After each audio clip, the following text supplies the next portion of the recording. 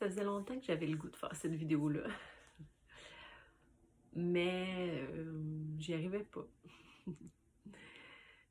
Ça devait pas être le bon moment, c'était difficile. Je savais pourquoi je voulais la faire, mais il y avait plein de choses qui bloquaient. Puis aujourd'hui, j'ai juste le goût de me lancer.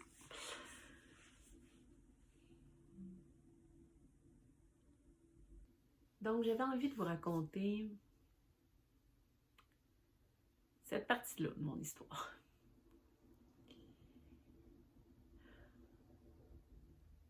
Puis je le fais parce que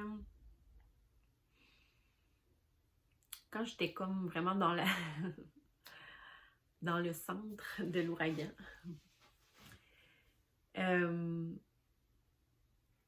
ça a donné comme ça que j'ai trouvé sur YouTube puis sur Internet des vidéos de femmes qui avaient osé prendre la parole puis qui partageaient une partie de leur histoire.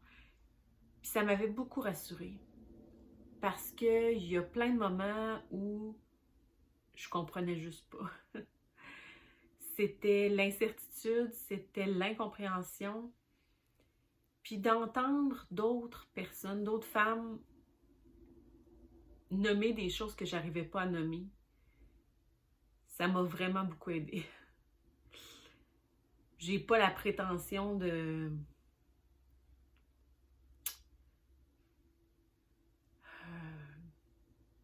changer le monde avec ma vidéo.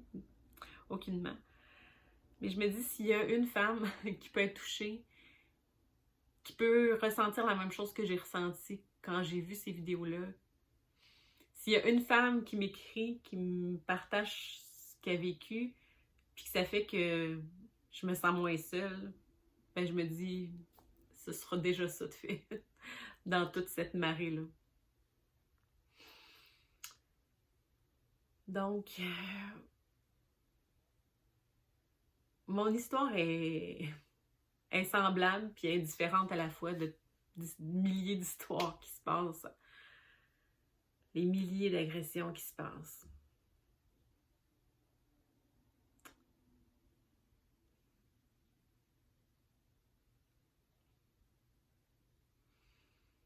On sait comme pas trop par où commencer. C'est quoi le début de l'histoire? Est-ce qu'il y a un début? J'ai envie de commencer juste par le moment où j'ai vraiment compris ce que j'avais vécu. Parce que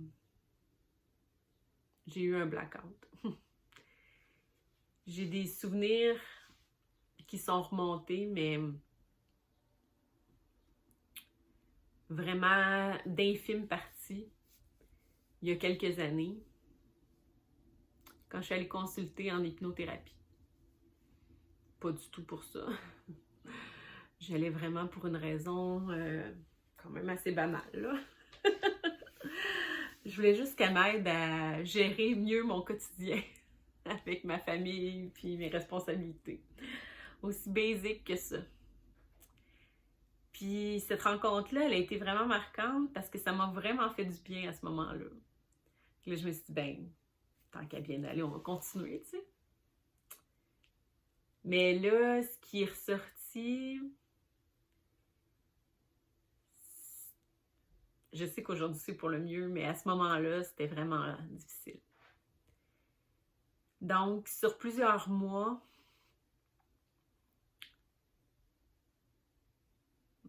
mon subconscient laissait échapper des petites parcelles de ce que j'avais vécu.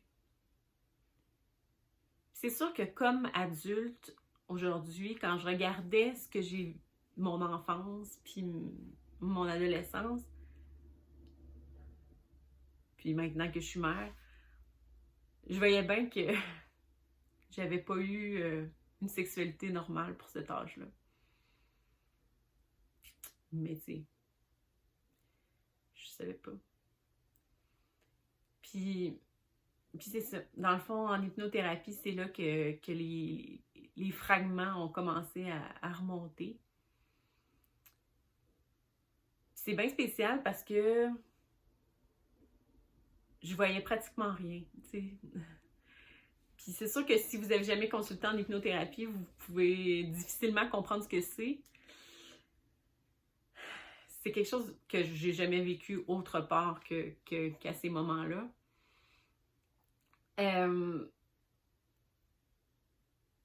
Donc, je ressentais physiquement les agressions. Puis, mon regard, je voyais un élément. Comme, admettons, l'embrasure de ma porte de chambre ouverte, la lumière, l'autre côté. Puis, je voyais que ça et je ressentais l'agression. Ça pouvait être un rideau de telle chambre, une lampe. Donc, ça me permettait en même temps de me situer l'époque, le lieu.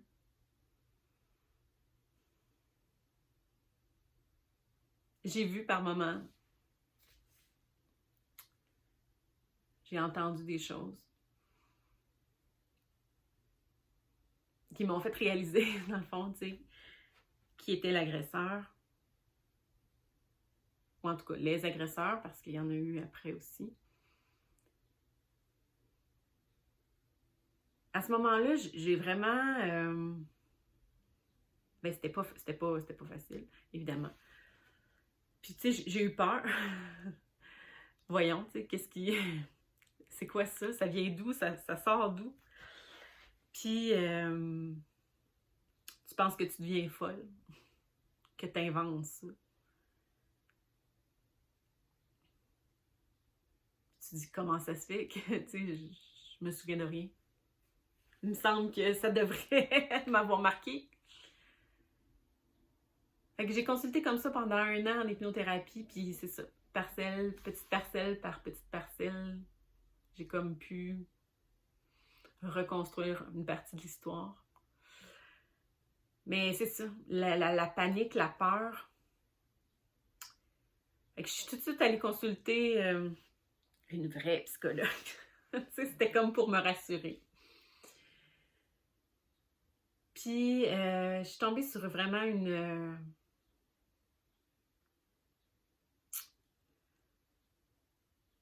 en plein ce que j'avais besoin d'entendre puis de comprendre.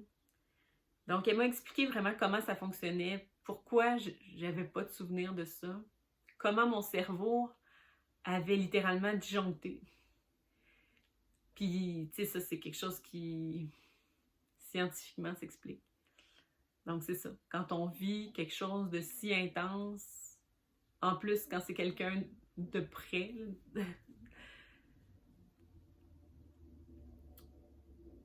ben, ton cerveau, c'est ça. C'est trop pour lui à gérer. Fait qu'il déconnecte. Puis elle m'a vraiment expliqué, tu sais, je pourrais pas vous le repartager exactement, mais la partie du cerveau dans laquelle ça se produit. Puis là, ben, c'est le blackout. Puis c'est juste... Bon, ben, juste. C'est pour te protéger. C'était pour me protéger. Puis aujourd'hui, je le réalise vraiment que dans tout ça, ça a été une chance que je me souvienne pas de ça. Parce que je me dis, quelle vie j'aurais eue si je m'étais souvenue de tout ça.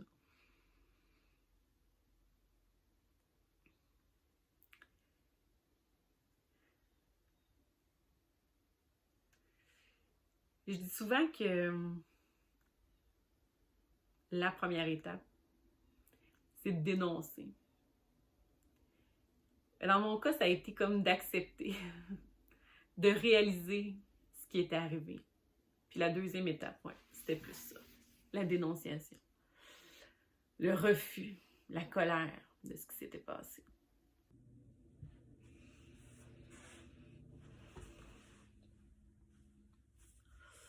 Donc, la colère. La colère, ça a été un grand moteur pour moi, pour passer à l'action, pour agir. Est-ce que c'est toujours bon? Pas nécessairement. Mais dans mon cas, ça a été ça.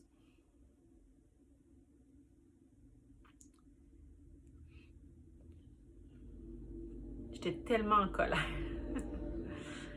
Tellement en colère de découvrir ça.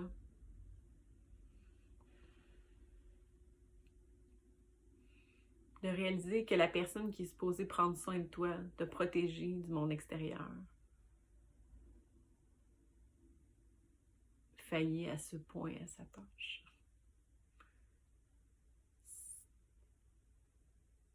C'était plus que de la colère, c'était de la rage. Vraiment.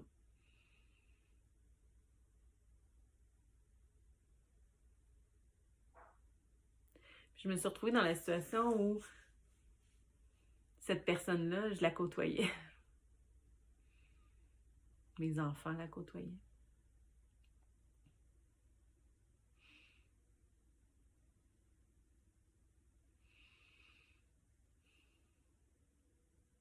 Puis je regardais ma fille, puis je me disais, je peux pas croire que j'avais presque cet âge-là, tu sais. C'était comme impensable de me dire de prendre le moindre risque d'exposer mon enfant à ça.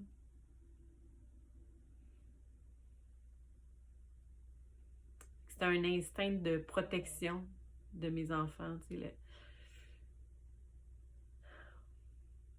la maman ours là, qui est prête à tout pour protéger ses petits. Puis juste une grande colère.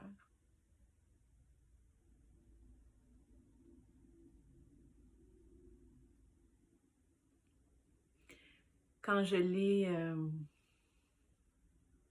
Donc, c'est ça. Pour moi, c'était comme inconcevable de faire comme si rien n'était. Je pouvais pas. C'était comme impensable pour moi. Donc, j'ai tout de suite mis une coupure franche, radicale. Je dirais même que c'était un peu violent la façon que je l'ai annoncé, que je l'ai dit.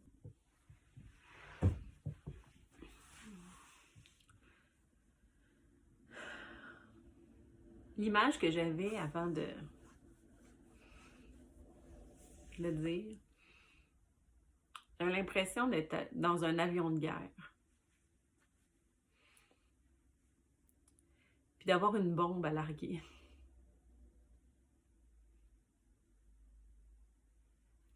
Puis tu sais que t'as juste deux choix. Soit que tu la laisses dans l'avion puis qu'elle t'explose en pleine face. Ou soit que tu la largues puis elle explose au sol, mais tu sais pas tout ce qu'elle va engloutir.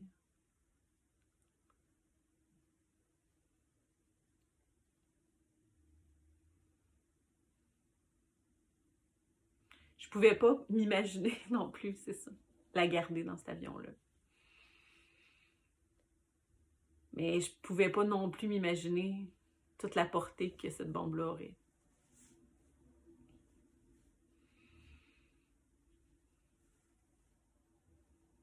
Tu t'es jamais préparé à dealer avec ça. C'est la dénonciation, c'est ça. C'est une étape. Mais il y a tout le après. Il y a tout le après. Puis celui-là, je trouve qu'on n'en parle pas assez.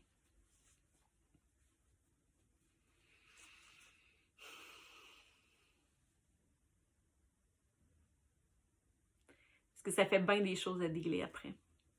Bien des émotions. Ça implique bien des gens.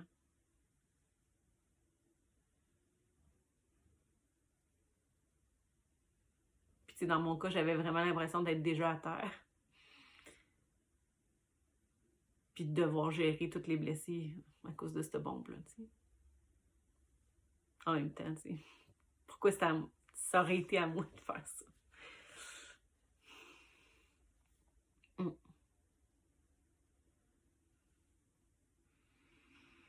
Ouais.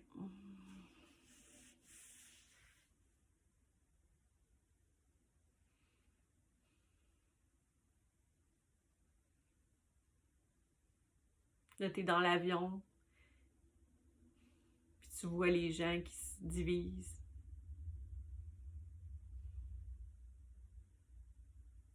Tu vois les effets de la colère, dans le fond.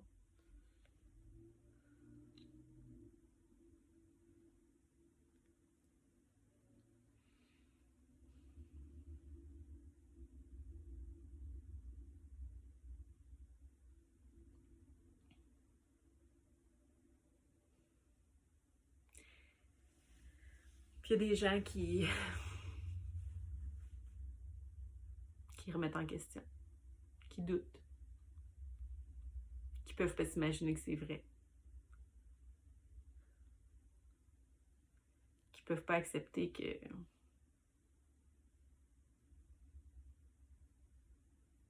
tu dis pas ça pour le plaisir.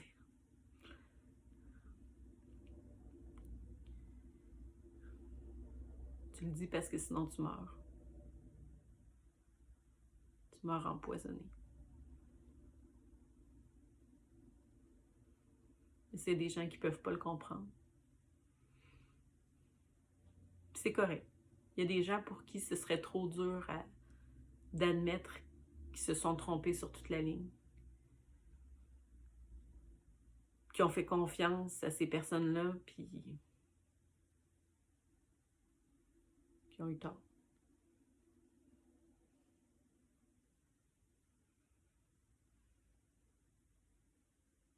Puis il y a des moments où la vérité est trop dure. Puis ils n'ont peut-être pas nécessairement la chance, ou en tout cas, si on peut dire ça comme ça, d'avoir un cerveau qui se déconnecte. Fait qu'ils choisissent eux-mêmes de se tourner la tête pour pas voir. Parce que ce serait trop difficile. Est-ce qu'on peut les blâmer?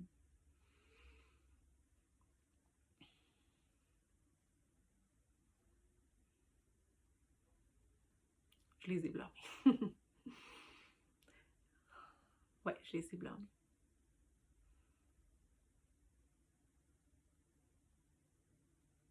Il y a des personnes que j'aurais aimé qu'ils soient là pour me soutenir.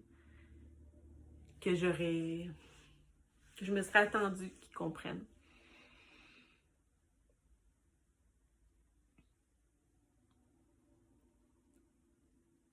Mais pour des raisons qui leur appartiennent, c'était pas possible.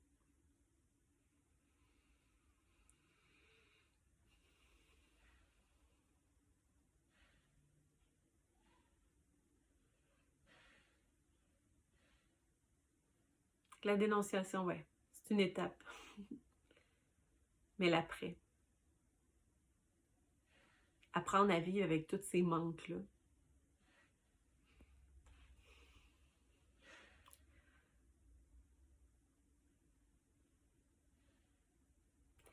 Mais ce qu'il y a de beau là-dedans, c'est que une fois que tu es dans le fond, là, tu sais, dans le fond du baril, là, qui fait bien noir, t'as encore deux choix.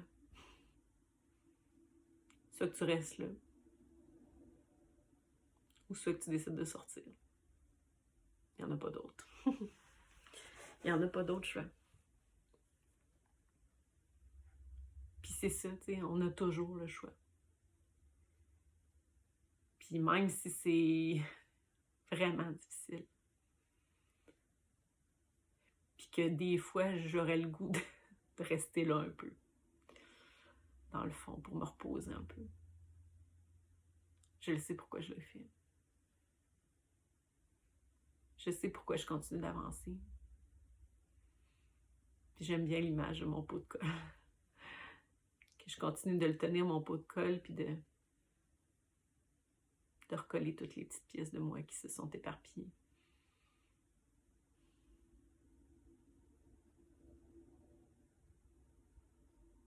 Je le fais parce que je veux être là. Je veux être toute là. Je veux être libre. Je veux être légère. Je veux être toute là pour mes enfants.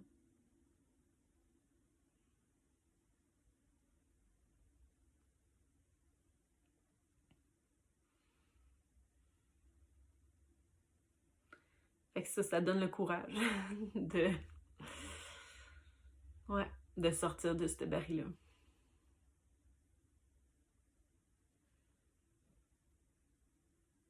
Mais ça se fait pas tout seul. En tout cas, dans mon cas, ça s'est pas fait tout seul.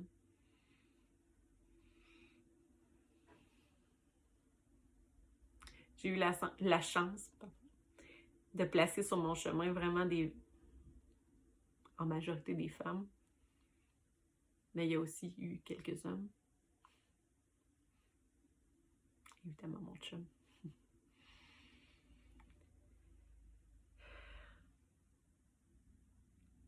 Donc, des personnes vraiment magnifiques qui ont su m'apporter, chacune à leur façon, quelque chose. Pour me donner juste comme plus d'outils, plus de force, plus de douceur pour accepter.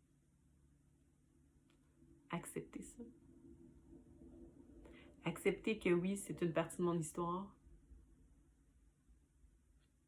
mais que c'est pas mon histoire complète.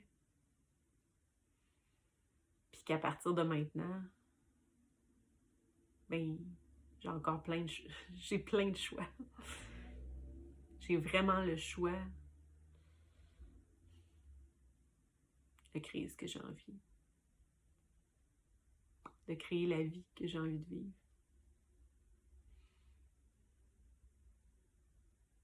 Même si j'ai dans mon pack-sac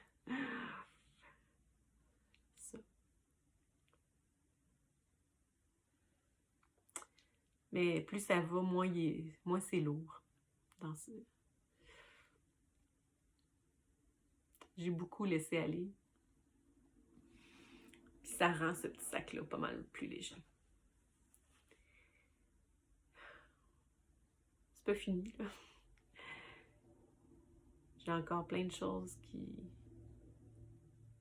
qui me blessent, qui m'ont blessée, puis que je traîne encore, puis qui ont un impact sur la façon que j'agis, la façon que je réagis. Mais tu sais, je sais que il n'y a rien d'impossible. Ouais.